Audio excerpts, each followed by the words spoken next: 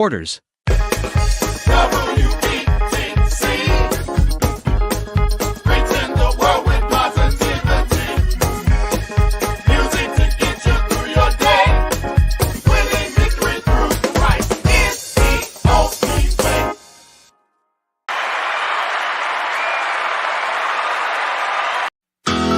To be there and baby dance the night away. I let my head down the fly one.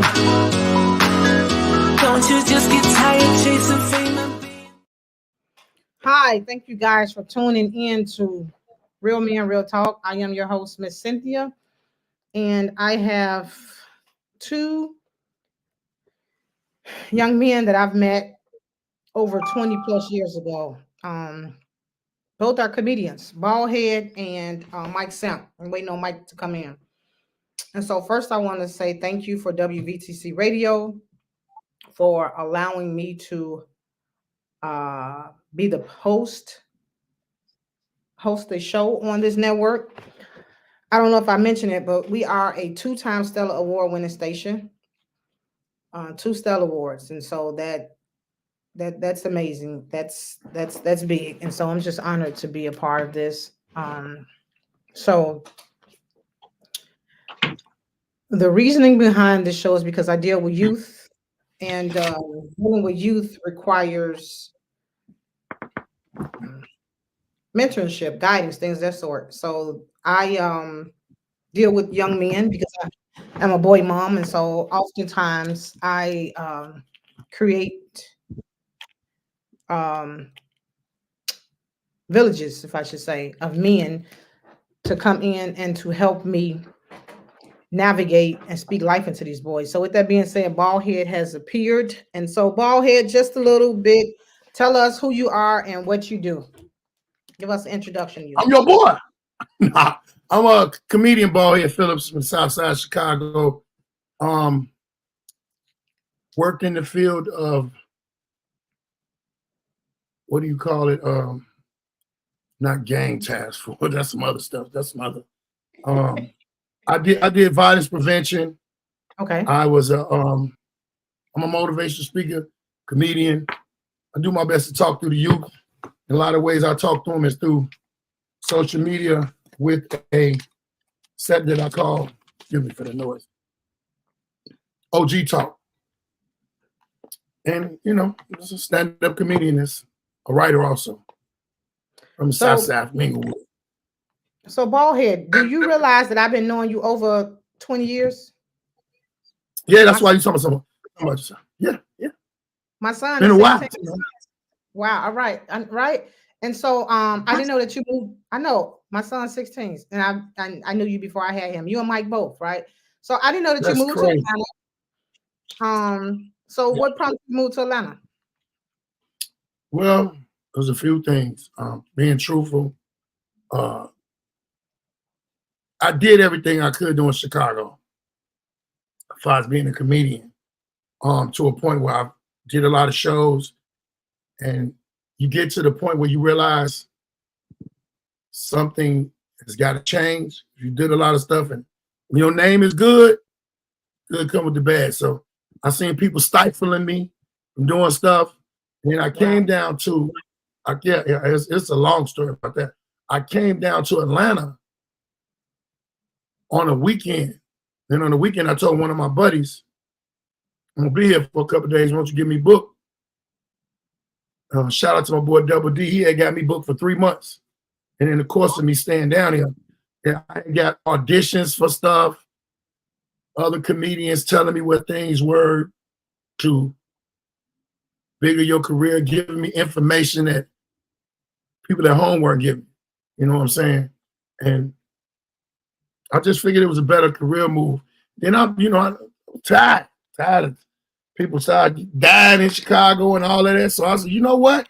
Let me hit the reset button a little bit before I have to be out there acting crazy.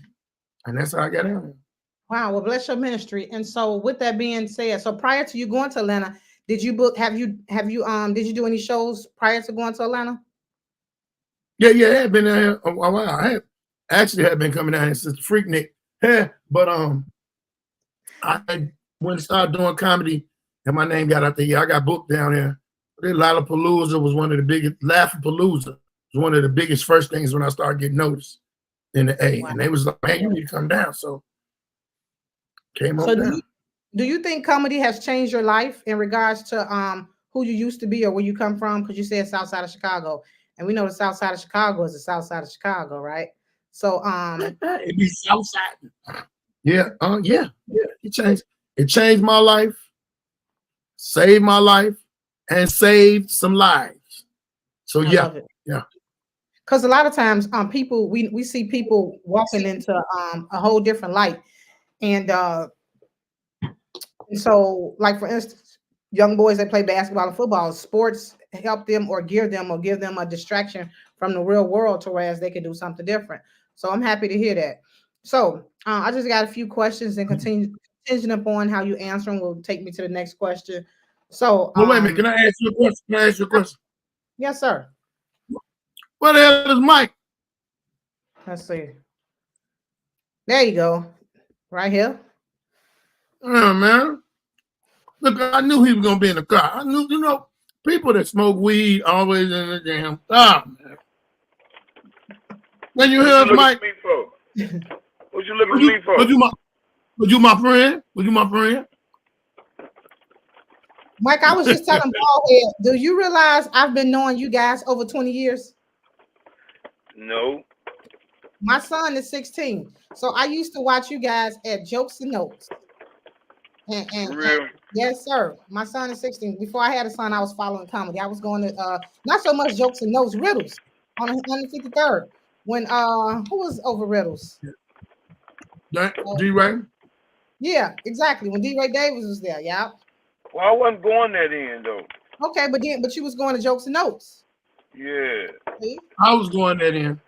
Yep. Yeah, I only went while I was accepted, Okay then.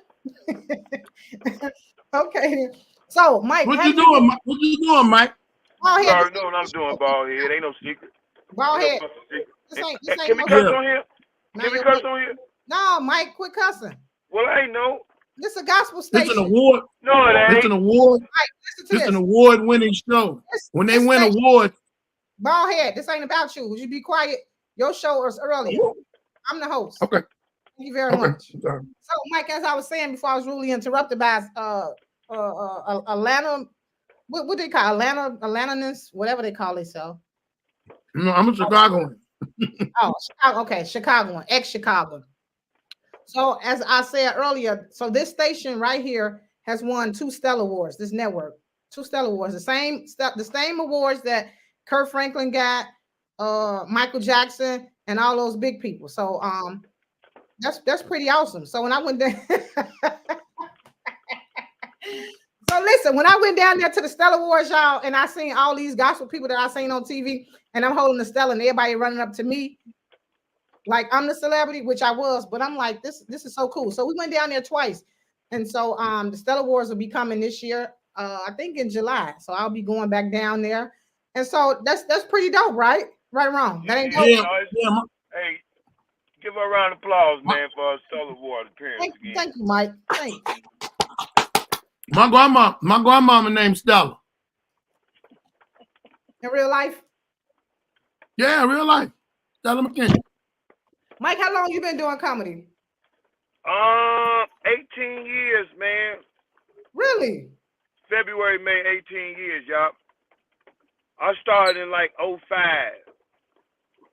Wow. Yeah.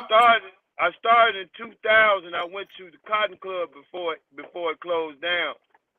And then they told me about Jokes and Notes, but I didn't go straight to Jokes and Notes. I was doing other stuff until I got around to do Jokes and Notes. But I started off at the Cotton Club in 2000, and then I picked it back up in 2005. Wow, that's dope. Yeah. They doing cocaine. Say what? You know, they're comedians, right? They definitely comedians. So look, I got a couple questions for y'all. So, what advice would y'all give this younger generation? Because obviously you guys are doing comedy, so I'm sure at some point in your lives, comedy has allowed you guys to think outside the box and be on different platforms and put yourselves around different people. So what you used to do and how you used to think is different, being that you guys are now, because it's a business, right? Y'all getting compensated for it, so it's a business. So Yep. with that being said, Baldhead, how what advice do you have for these youngers out here? Because they doing any and everything. Get a job. Get out your mama house. Males, depend on yourself first. Get you some type of serious hustle. The internet is out here. You can get income from the internet. A lot of you dudes that be out in the streets lying, just lying and scheming and scamming, y'all could be good writers. Y'all could write some cold movies, and they ain't all got to be violent. Put your imagination on people. You leaders and you guys who got people following y'all, y'all could be speakers to be something and turn it all around in a different light. You just got to believe in it, because if you can get up every day and make amends to try to survive, no matter if it's good or wrong, you can make amends to turn your mind to something positive. It's going to be longevity. And do not listen to the people that are around you that's saying you can't do it, because they're going to be right where they at when you pass them by. Thank you. What you got for us, Mike? We can't hear you. So, Baldhead, I appreciate that, because I deal with young boys, right? And so, like I said, my son is now, and so a lot of them don't have guidance and don't have real men in their lives that's, teaching them or talking to them about the ways of the life and, walking Right. the straight and narrow road. It's easy to get in trouble, hard to get out, right? And so I appreciate it, because after this show, I often send the guys these videos and let them listen to it, because, like you just said, you can get money off the internet now. And so whatever your gift is, I advise anybody to walk into it. You got to. Yeah, he got to go out and come back in. You got to, because if you don't, you've seen the examples before you. And I know really what a lot of young people be on, because I was on it at one point in time saying, oh, that ain't going to be me. Wow. But as easy as it ain't you, it could be you. You could be on some positive stuff. I remember one time I had got a dude to get a job, and he told me he was terrified. And I said, why are you terrified because you got a job? He said, I stopped, but the ops ain't stopped. I could be going to work in a Jiffy Lube outfit and somebody see me and catch me wrong. What am I supposed to do? I said, move away from around it. You know what that boy told me? That's even more scared of standing there trying to face them ops.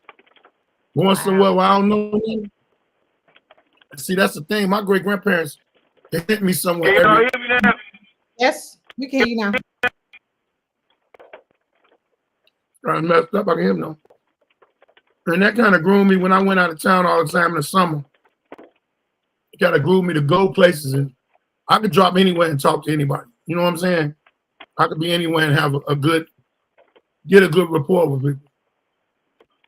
But a lot of this stuff is on your own.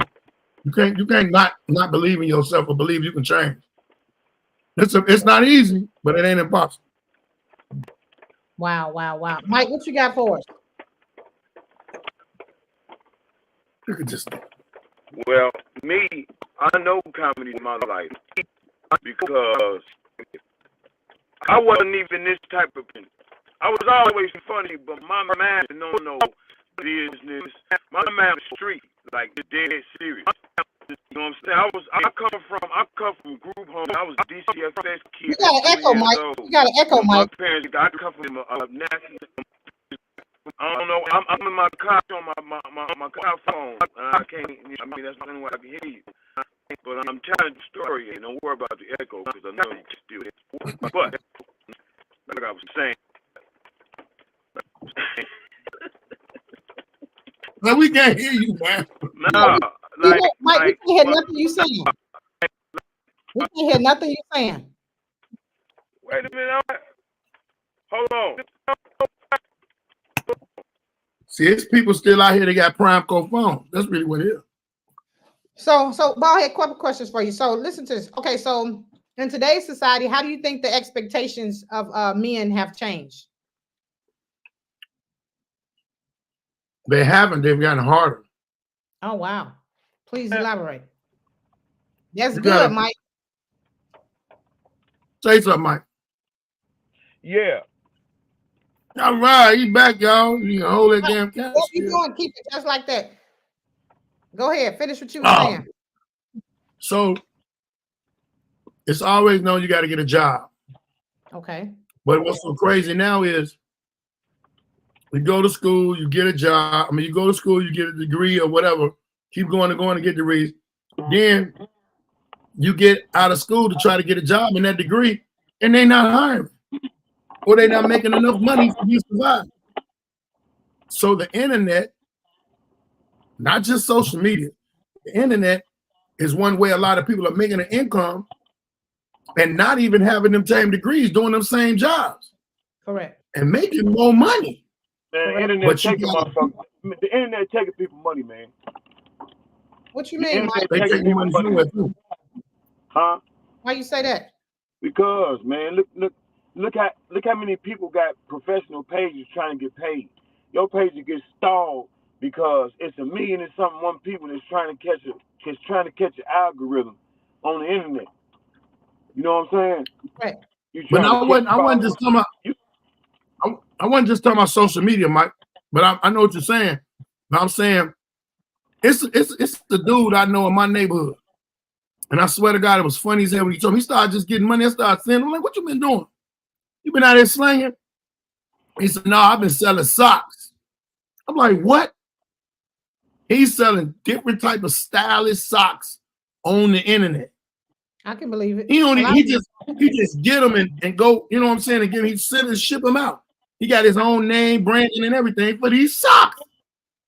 So wait, And I'm Bob. saying, So Mike, yeah. I was looking at a video that a comedian, that a content creator had made. So you said that the internet is taking people money, right?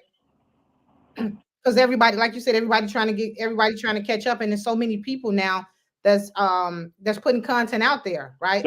The only place I figure you can really get some money is on YouTube. Okay. On that type of platform. I don't know about here talking about that's something different. You know, that's something different. But like on social media like YouTube, TikTok, they just snatched my TikTok page for what reason. I don't know. But it's always somebody complaining about your videos. Man, I used to put up a video a long time ago on Instagram. Man, I had 12,000 views in 3 seconds. But people hating on you so much, they report your stuff, and you be like, dog, it ain't even nothing wrong with this video. So they got disputed. So you get out the whole mind frame of doing all that because it's so works.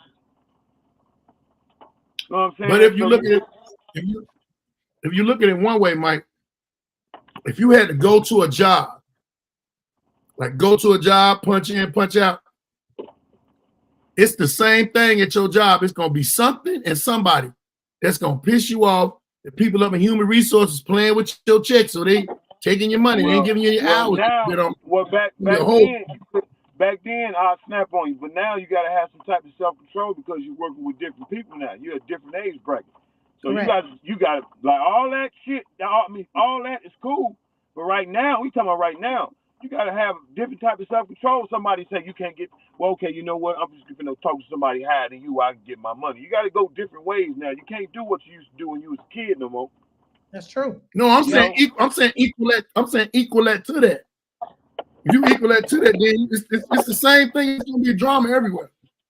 Well, how you handle it?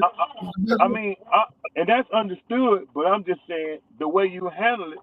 Like, I'm sure you heard this. It ain't what you do, it's how you do it. Right. So how you handle it is how you gonna get your reaction.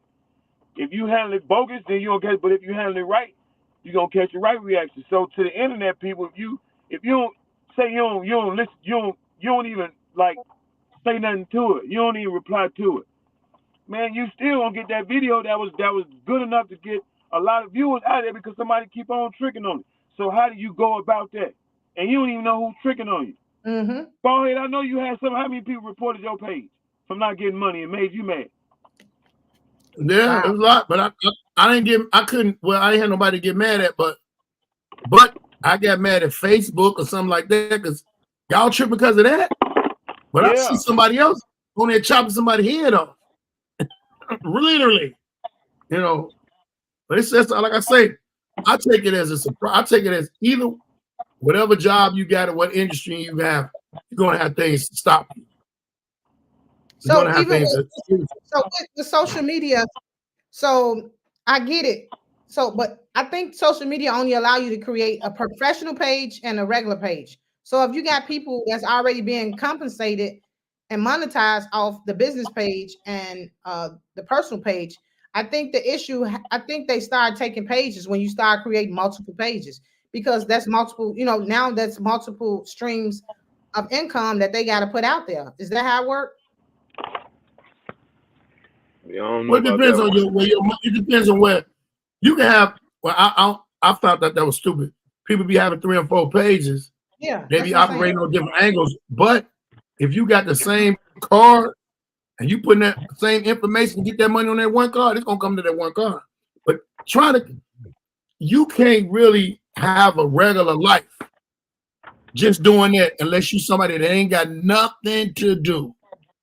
No kids, no woman, no nothing. You're gonna be in there. What you think about that? How some people. What you think about that, Mike? What you think What? about what he said? He said, you pretty much can't have a life if you focusing all your attention on a content creator. So many words. I know a lot of content creators still got lives and they still put it's the time you spend in it. Some people got hours they work for that, like a job. Some people got 7 hours they put into their content creating, and they set their videos on a timer to put out. So I mean, you can do it. It's all about how you doing it. You know what I'm saying? Some people ain't got no followers, none, 1.2K, and just only thing it is, man, you gotta find somebody that really mess with you on that got more followers. Yep. And then you got to tell them, man, tag me in a video. Let's do a video. I got a video. And then you tell them to tag them. And then you can do your own thing. That's really how I got where I'm at. I did a video of Reggie Baby. That thing went crazy. And everybody wanted to come follow me. Like, who's the dude with the crazy face? It's just it's how you do it, man. Right, Mike. I agree. I totally agree. I totally agree with what you're saying. Yep.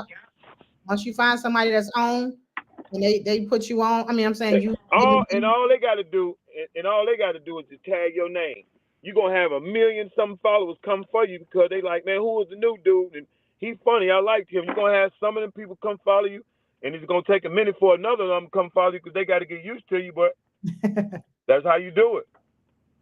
Wow. Yeah.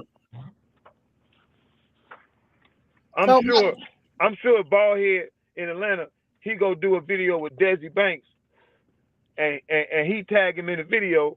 I'm sure you're gonna catch you about 20,000 on Instagram, about 10,000 on Facebook. You do a video with Carlos Miller or something like that, or somebody like that in Atlanta, you're gonna catch that wave. I did videos with Skinbone, Uncle Hank, all them. Big Jermaine, I did Burn Part did it. So but I don't do them consistently though. Okay. If you consistently doing them, then you gonna catch everything. But if you on and off like that, because I got other stuff I do too. I'm not a content creator like them people is. I do all types of other stuff. But if you and that's what Ballhead was saying. That was his point. He was saying like a lot of people don't have that time to continuously record. And like you just said yourself, you got other stuff, so you don't have the time to do it as much as you probably would like to. But the time that I don't have to do it, I be kind of like chilling. Sometimes I'll be wanting something. I'll be like, man, I don't even feel like doing it. But it's just your consistency. So I'm not consistent with it. Okay. That makes sense. and of course, like, you know, with consistency comes, you know, come the videos. Make Yeah. sense. Makes sense. Consistency comes from the content. If you get up every day and think I'm a content creator, you're gonna come up with content. I get up every day and think of jokes to say and how to put them. Wow. That's my That's the difference. consistency. That's the difference. That's the difference Right, between us and the content creators. right. We I get up and see we got the what can I touch stage. up my jokes at to make my set more better. That's what I get up and do. Then probably a content is something to come later, and I'll probably do it and whatever. But I don't have the following like them people do to just do anything and catch 400 comments, 500 comments. You know, Got I it. mean, so I mean, it's just, man, you just got to be willing and able to do it. Like if you ain't, like Ball here said, if you ain't got nothing to do, that's when your mind should be moving. If you did what you want to do to get money, your mind should be moving every day, all day long, seeing about some content you can do. If you just a person on the computer, just not doing nothing and with nothing, that you just a nobody. You know what I'm saying? Yeah, I didn't realize that YouTube pay as much as it do. You know, after So talk. YouTube pay like the TV shows. Wow. You know what I'm saying? You get 1,000 subscribers, you get 4,000 watch hours. Man, now you getting paid. Everything you do will get paid. What's the most you've ever heard somebody making on YouTube? Man, about 20,000. Are you serious? You can make that much. People was making that much on I know. on Instagram. I know somebody. I know people that was getting like 80K a month. Yeah. All Real them, talk. all them subscribers, them 360 something subscribers, over 500,000. Yeah, they getting a check. Wow.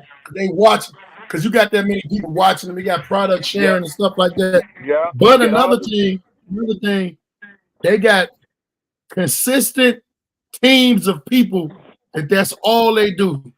They got a camera crew, whether it be an iPhone, whether it be them doing real cameras. Then they got one dude that's editing, and they got a couple of girls that they get to be in the skits, and it's always nice looking, appealing women doing the skits. So some of them got teams. In Chicago, we ain't got no damn team. So, Mike, what's the hardest thing you had to face being a comedian? Is it the venues? Is it the people? Is it the friends that you thought had your best interest? Is it the promoters? What is it? Give us a look inside of it. What's the hardest thing I've endured in comedy? Correct. Man, when my nephew got killed, and I was in Atlanta finna go on stage. Sorry to hear that.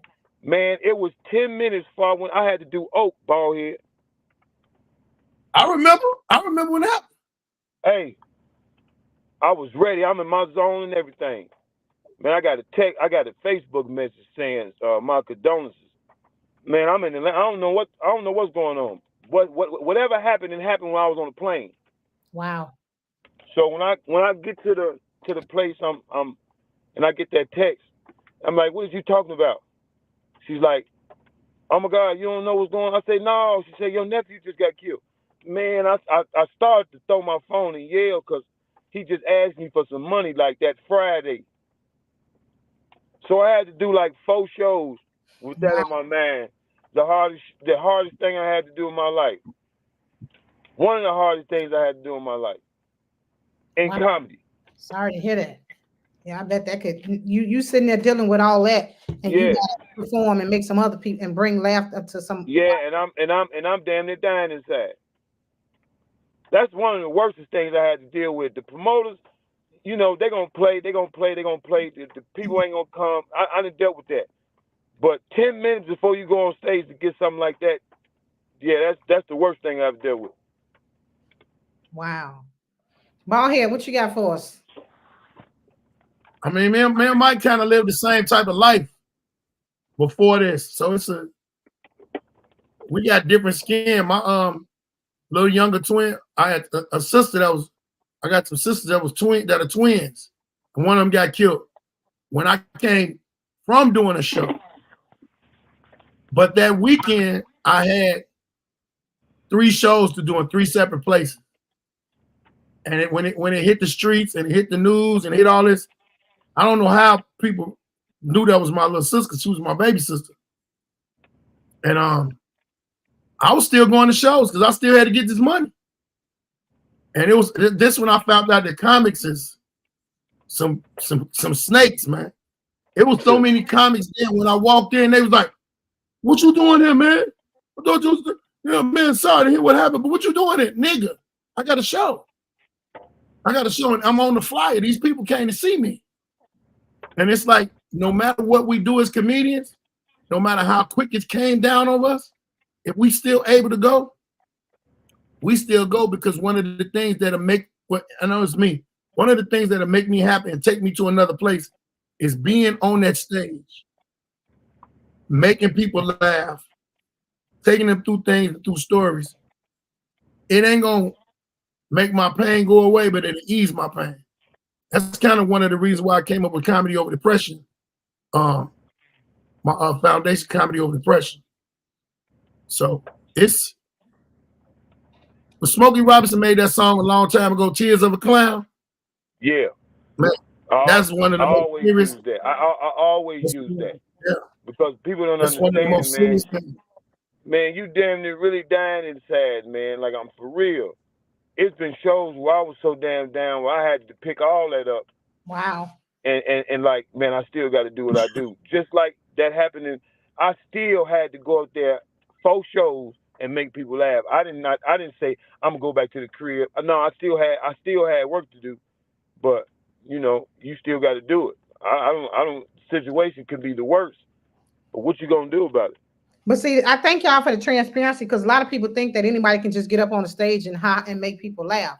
And I'm like, it's more to that. You know what I'm saying? Like you guys just both mentioned, y'all dying inside and still got to go up there and you know, and put on this mask and do what y'all was called to do, because the people in the audience, you know, they ain't trying to hear that. They paid their money. I mean, you did they paid to get away from their pain. Yeah, they paid money. Could you imagine? That's why they say comedy is medicine. You pay for medicine. I like that. You pay for that shit.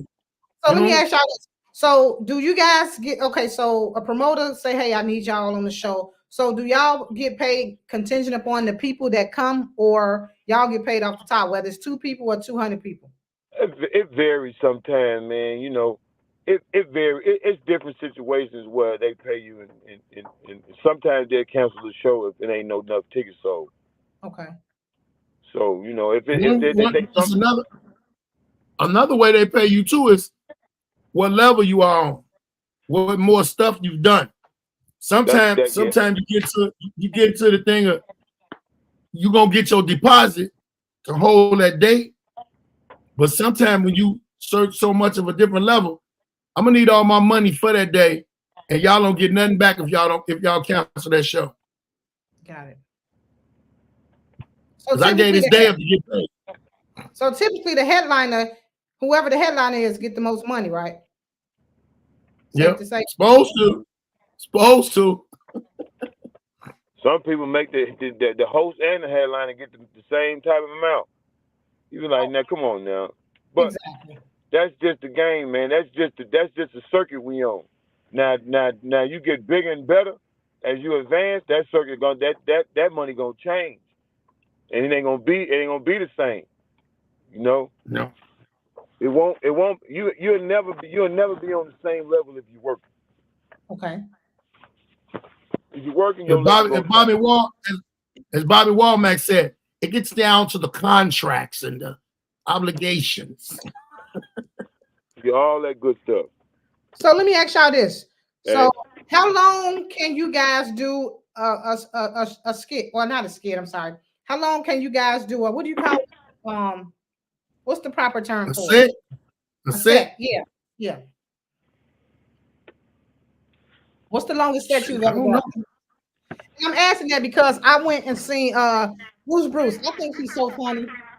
So I went and it had to be over an hour.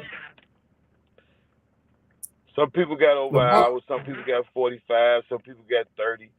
Some people got just enough time to make it. But a real comedian on some real they'll go over their little time just to make the crowd pleased though. Okay. Just cause they can, like just cause they got it like that. Okay. I've seen that. And it's just like some people don't even bother. They're like, man, if he rolling, he rolling. So it varies, man. I done seen myself when I did my little special, when I did my little 45 some odd minutes at Zany's, man, I got off that stage in an hour and 15 minutes, man. Oh wow. Like no lie. And it wasn't no joke. Now this is entertaining. I was entertaining people. It wasn't just sitting there cracking no Mary had little lambs and all. Nah, I'm doing everything. I love you know it. what I'm saying? And it's fun. When you having fun, ain't no time limit. Ain't no time limit when you having fun. When you connecting with people, there's really no time limit, man. You just go until like, okay, that's enough. I'm happy to see so many of y'all doing a diverse crowd. Yeah. I could do an hour over hour, depending to see a lot of things that I do. Mike can tell you, I will practice. Go to open mic. I will practice and not care about the other underlings that are on the stage, on the show. Because I done seen them do the same shit over and over and over. Oh, I'm sorry. Same stuff over and over and over. And I'll be like, y'all finna do the same stuff. I'm finna work out. And one of the hardest crowds, and these just jokes you working on, you trying to put them together, you going all over. One of the hardest crowds is in Chicago. Really, truthfully, the Midwest. Midwest got the hardest. We can go with our same energy, our stories, our things about ourselves on the East Coast, down south, on the West Coast. Easy. Hey, question, y'all. What happened to Ill Will? Ain't nothing happened to him. He all right with his family, getting himself together. Let me tell you what. Let me tell you something. I was with Uncle Rail. I did Uncle Rail show in Lansing like 2 weeks ago, ball here, right, y'all? And Uncle Rail was on stage. Uncle Rail phone ring. Man, when he said hello, man, Ill Will was on the phone, Joe. He put it on the microphone. He got the look. Man, Ill Will did a whole comedy show right there. Oh wow! Yes, I was like, man, that's Ill Will. I was like happy to hear. I was happy to hear from him. Like I ain't heard the Blue in so long. And you be like, man, it's funny as ever. He's still funny, man. You know what I'm saying? But he good though. Okay, good. Yeah, that was like 2 weeks ago. I heard that he did that at Uncle Real spot. And so, my next question to y'all is: so, like one of y'all just mentioned. Now, I've been following comedy for over 20 years, right? And so, I used to hate when I go to a place and it's a certain comic or comics, and it's pretty much the same show. I'm like, I can pretty much verbatim, like you just like you just mentioned, Bob here. I can verbatim tell you what they finna say, and it's like, so now it's like, okay, well, I'm gonna hold off on going to the comedy because, like you said, I be needing that therapeutic laughter. But for me to keep hearing the same old stuff, but I'm happy to hear and see that people are changing up their skits, they sets. I'm sorry, and so my next question to y'all is: so what's your take on joke stealing? I hate it. On what? On joke stealing. I hate it. Wait, what do you think? You somebody got on the podcast to say they real men, you go be, yeah, we hate that. Okay, that. Even if they twist it a different way. Yeah, you just stole the premise. I heard the joke last night. Okay. But I knew where it came from. It was switched up different. But I knew where that joke came from. Okay, so I you can't switch up nothing, like you can't something like that. You can't switch it up and make it like different because it's always gonna be the same punchline. You're right. That makes sense. Like so, straight up, I'm like, man, me and my man looked at each other like, I'm like, yep, that's dude shit. That's dude joke right there. So do y'all think that the Cat Williams interview brought light of comics in regards to some of the behavior and things that they've been doing. Because before the Cat Williams stuff, people talked about it, but it really wasn't a thing. But not until he came on Yeah. Shay Shay, it started, I'm glad he did it. I'm so happy he did it. He brought a lot of things to light. He brought, okay, I'm gonna put it to you. This prime example. When we was coming up as kids, there was one thing that was said about your household. Well, go on in this house, stay in this house. You might have heard here and there little stuff, but that was even a problem. What go on in this house, stay in this house was a problem. Because when people needed help, they couldn't get no help. So now you got people knowing that it's a lot of suspect ass comics out here, suspect writing. And it's some of the things that I got to say, Mike might agree with this. It's big name comedians that got writers. Some of their writers are thieves, and the right that they're giving it to don't even know that these telling stolen material. Wait, people write jokes for people? Yeah, it's people that write jokes. Yeah, I'm a writer. I done wrote for a bunch of people. They paid me not to say nothing. I'm not gonna say nothing. I would never think I would that. never, yeah. Okay. I done wrote some jokes for some women and some men, and it's Oh wow. it's nothing but a writing gig. It's like if I'm writing a book, or I'm a person that's working with Tyler Perry, writing the writers. So it's a good job. It's a good job. I mean, it's good income, especially if you're good. You tell if another comedian, and there's still some word of mouth in there. If another comedian tell another comedian, hey, so-and-so wrote that whole special for me, but it's under his name, I don't care, because I ain't gonna never use them jokes. Exactly. And you got paid for it. Most of the music that you hear, they ain't even right. Look, Yeah. one of the biggest artists that's out right now, Taylor Swift, don't write none of that stuff she's singing. Somebody else writing it. I can't say that I even heard any of her music. I'm sure I have, but yeah. I've never heard it anyway. So she let me has ask you, no. so what's the big blow up with her? Like, what is it? Because I'm still lost. She has somebody. Taylor Swift. Like, who is she? Swift. I know she's singing and all that, but like, why is everything almost just like Taylor Swift, Taylor Swift? Because she was dating an NFL player. Oh, okay. But I don't think that's the one reason. I think it's because Beyonce is in play. I think Beyonce is in play, and they always got to pit somebody. Okay. Well, It wouldn't I have mean, been that's like Michael Jackson and Prince. That's one of the reasons why she one of the main topics, because she dating that dude from Kansas City. Okay. Mm-hmm. Okay. Got it. Okay, that makes sense. That makes But sense. the Beyonce thing, I don't know nothing about Beyonce. I don't, too much. The only reason I know about Beyonce is because I'm a big Jay-Z fan. But at the same time, if you think about right now in the last few years, them the only two top female artists, and then Beyonce them made these people mad because they think that they made country music, and she just whipped out of nowhere like, you know what? I'm going to do a country album, and it then hit, and they mad.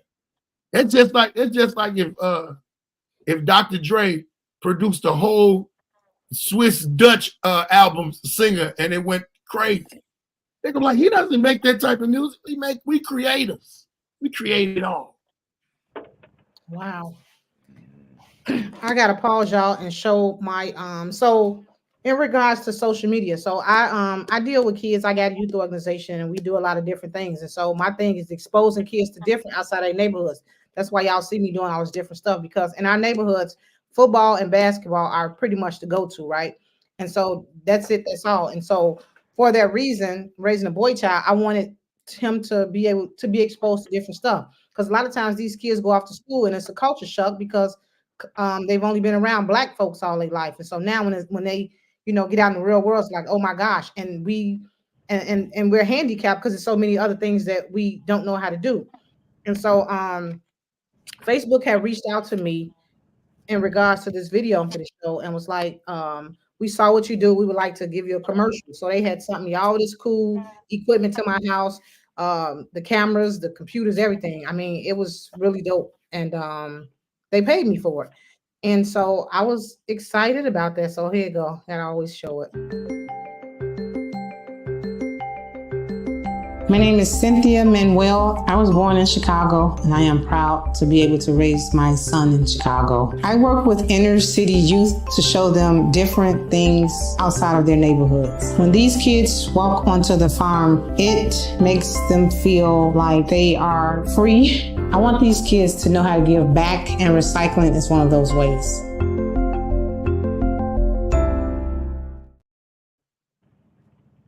Hey, Right? hey, you give it back. All right, all right. And so we all know that animals are conversational pieces to other ethnicities. You know, once they see stuff like that, they're like, "Oh my God, you got an animal!" And so that was pretty dope that they allowed me to do that. I got 2 more questions for y'all, and I'm gonna let y'all go. So How much they paid you for that? I can't tell you, Mike. Okay. Be blessed. He thought you didn't hear him. He definitely did. See, I just threw it back at him. You heard him. Threw it right back at him. So okay, I thought so he was gonna cut the light on. How much they paid you for that? So look, by you guys being No, I mean that. How much by they you paid you? guys being out there and you see women and all, you see women in their best because they come to the shows. So and I sit back and talk to some of my female friends, and I think they have it all twisted. And so a lot of women think that they can. So let me ask y'all this. So what's the ideal woman for y'all? An ideal woman look like? What type of woman that you would take home to your mother? Because y'all finna help somebody now. I'm married. Okay. Well, your wife, what was the characteristics that she portrayed to you that made you want to marry her? Was she at the club with no clothes on? Was she in the club smoking weed? What is it? Because she don't get on my nerves. She do not get on my nerves. Okay. This question for me is different. I was raised by some old people. I was raised by 2 sets of great grandparents on both sides. My nerves is bad. Bad. Okay, so but outside what about her appearance, her conversation, her intellect? Beautiful. She talk real good. She educated. Okay. Yeah, I said that. She talk. She educated. She real. So it's just a man. Listen. You could be beautiful. You could be beautiful. But a man wants peace. There's so much in the world that we grow through that women don't even understand it or begin to understand it, especially Black women, because Black women get a better play than us. Black women get a way better play than Black men. Because for one, they done turned y'all against us. Social media is another bigger platform, all the platforms that turn y'all totally against us. You see the war going on in the podcast and on this, that, and the other. We want peace. That's all we want. We want peace, and we're gonna provide the rest. And we want a partner. What you got for us? Well, to be honest with you, please be honest with me. I don't have my parents is far away, so they won't even be seeing who I'm messing with. So there's no even trying to even take them, even show them. Because I don't yeah, you tried to go ball yet. Okay, what about for you? What's your ideal woman? What characteristics must a woman portray that would make Mike say, "I like her, I want to take her out"? Man, man, for real. And all jokes aside, man, just be cool, man. Okay. Just be cool and have a vibe that's just like, damn, I miss her in a day. Okay. You know what I'm saying? I'm the type of dude that I don't like to be nagged a lot. I like my space. Okay. You know what I'm saying? So therefore, if you can honor that and be cool about stuff, man, we got a cold relationship, man. You know what I'm saying? We can go out, chill, hang out, we catch a vibe, and that's what it is. I don't need no attitudes, mean. Somebody speak, you can't speak back to them. you know, stuff like that is just like I'm getting too old for all that. You know, a person speak to me, I'm gonna speak back. Hey, how you doing? And they speak to you. Hey, how you doing? Don't talk to me. Like, damn, she was just speaking to you, or he was just speaking to you. Oh, Why you're you right. gotta be like that? I And agree. there's a whole bunch of them out here, man. You're You right. open the door for them, they don't say thank you. They feel entitled to you open the door because they parents just approach, then preach to them, man, and make that man open the door for you. I agree. Man, I'm not gonna open no door for you if I don't even want to. Like, come on, man, but I'm a gentleman, so I'm gonna open the door for you. But then you no thank you. So who what household you was raised in where they say do something like that and they'll say thank you at least? You're right. I agree. You know No, what I'm saying? nobody owes you anything. I get by the door now, and I see a female coming up. I get by the door and I stop and get on my phone and move to the side. Wow. Really, bald Because head. I didn't open the door. I didn't open the door, and they just keep going in like. Just cool about everything, man. No, just cool. Like, I just don't want no. I'm a chill dude, man. I don't like to argue. Cause if I argue, I ain't just gonna argue with you. I'm gonna go argue with you. You know what I'm saying? So, She ain't gotta look no certain way. huh? She ain't gotta look no certain way. Tall, dark, fat, skinny. Man, look, Nice ass. look. BBL. I'm a real picky dude, right? I'm real picky, so I don't just mess with anything that come my way. Okay. Like, tall. I like a thick woman. Dark and cool. I'ma always say cool. So you said dark. So you don't deal with light skinned women. That's what you're trying to say. I do. Okay. It's just I gotta really know you first. Like you advocating for somebody. I'm just trying to say because he light skinned. He ain't That always don't mean light skin. A lot of light skinned dudes like dark skinned women. A lot of dark skinned dudes like light skinned women. You know what I'm saying? It's like that. It's like that. It's crazy like that. It's crazy. If you get a light skin, if I get a light skinned woman, that means she attracted to me. Okay. You know what I'm saying? And sometimes if she attracted to me, it ain't all that attractive. So I just keep on pushing. You know what I'm saying? I'm going. See, that's bald head. So in other words, you like what you like. I like what I like. Bald head, did you meet your wife in Atlanta or here in Chicago? You nosy. You said you was married. You the one told us you was married. I didn't say that. I'm high. Oh, okay. Man, that dude crazy. No, I'm just playing. But in Chicago. Okay. Are you coming back to Chicago to stay, or it's a wrap? Never. Okay. Well, with that being said, I appreciate you guys, and I see y'all from afar. Keep on doing what you're doing, Mike. I see you making moves. You doing the 312 awards, and you did the commercial with those people, and you making moves. So whatever you're doing is working. With those people. Why would you laugh? With those people. Why would you laugh? Because I don't know their name. I don't know their names. How about that? That sound. Yeah. Clean it back up. I'm gonna tell you something. Don't say it. With your Christian. I gotta go. All right, thank you, sir. I appreciate with your Christian podcast and all of that. I don't know their name. It sounded funny. I gotta say this because somebody later on to take that in the wrong context. And that's why I just cleaned it up and said I don't know their names. Like I know your name. Yeah, I know, but you know that sounded funny. It sounded funny. I appreciate you, man. I don't see much of what you're doing, but I need to follow your page because I was looking at another page, but I see you got something else. So that's probably why I've been missing what you was doing. So congratulations. Comedian Baldhead Phillips on Facebook and Comedian Baldhead Phillips on Instagram. My YouTube is Baldheads Podcast, where you'll see the OG talks, and you'll also see a series of stories that I'm talking about myself and the things I did before comedy called Before the Microphone. So please, y'all go check that out. Will do, and thank you so much, sir. Be safe out there. Thank you, Cynthia. You be blessed, baby. Thank you. All right. Go to your Apple or Google Play Store and download the WVTC Gospel Radio app today. You can also say, Alexa, play WVTC radio skills. Would you like to play WVTC Radio Network? Absolutely. Download it today. Views made on the preceding program are not those of WVTC Radio, iNetworks Communications, or their financial supporters.